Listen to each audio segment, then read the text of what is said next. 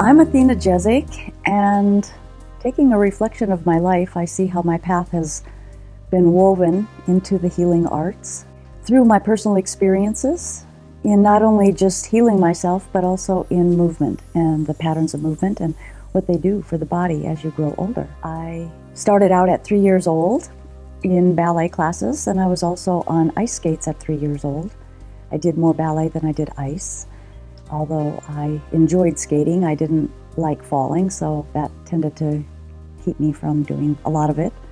In the third grade, I began to get migraine headaches that were real regular, and then that turned into severe nosebleeds that would last as long as 6 hours. And finally, they discovered that I had non-alcoholic fatty liver disease at about age 11, 12, right in there. And I had to be hospitalized for a couple of times and put me on cortisone, and things stabilized a little bit for me. The cortisone was a hard drug to take, but I didn't understand cortisone at the time, so I took it for 7 years. Moved out of the house, went to Eugene, Oregon, and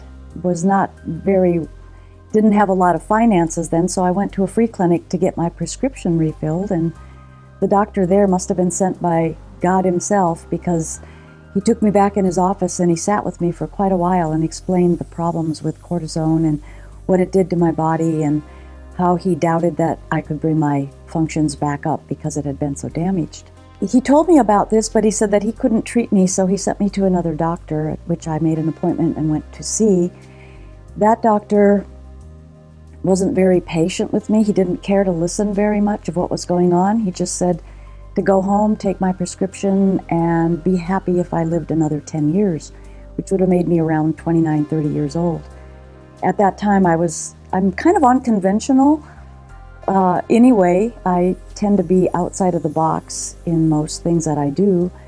So I decided to not listen to him and go to an herb store that was popping up there in Eugene back then.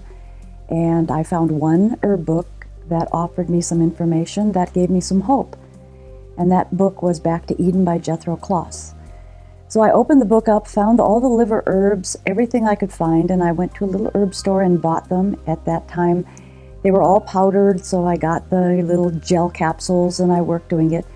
And I went out, got my prescription. The doctor at the free clinic told me I needed to come off of this cortisone if I was to get off of it very, very slowly because of the endocrine system. I laid out all of my prescription medications, and I counted out for a whole year to wean off of them in an entire year because I didn't want to hurt myself doing it. And in the meantime, I also did the other things that this book suggested, like getting sunshine and drinking a lot of water, eating good food. And then I took the herbs and kept increasing the herbs as I was decreasing the cortisone. And after about a year of that, I went back to the doctor. He gave me a liver biopsy, and he was shocked that it was completely clean. There was no inflammation. There was just a little scar tissue from what had happened. So I asked him if I could come off the medication, and he said, sure, you might as well. And I asked him how to do that, and he said, just stop taking them. So because I had that godsend of a doctor who told me not to come off it quickly, I would have been advised by a medical doctor to actually cause harm to myself. So I learned from that. Well, then I was able to get back into ballet and began to enjoy myself again with the dance.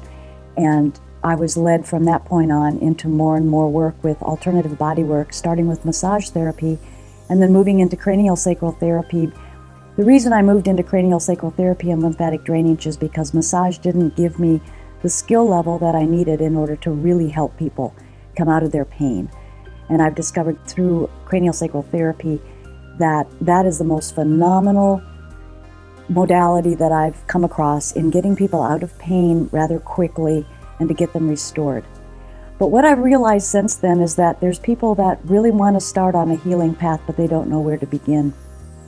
So my life's experiences and what I have gone through and what I've tried and experimented with myself have brought me to a point where I can put together some considerations for this task of moving forward and getting on a healing path, the ups and downs of it, and the dedication, the loyalty that it also takes in order to do that. The main thing is to get to know yourself, get to know your body, get to know your emotions, get to know what's going on, and be honest with yourself emotionally and intellectually. And with that, that's who I am. Thank you so much.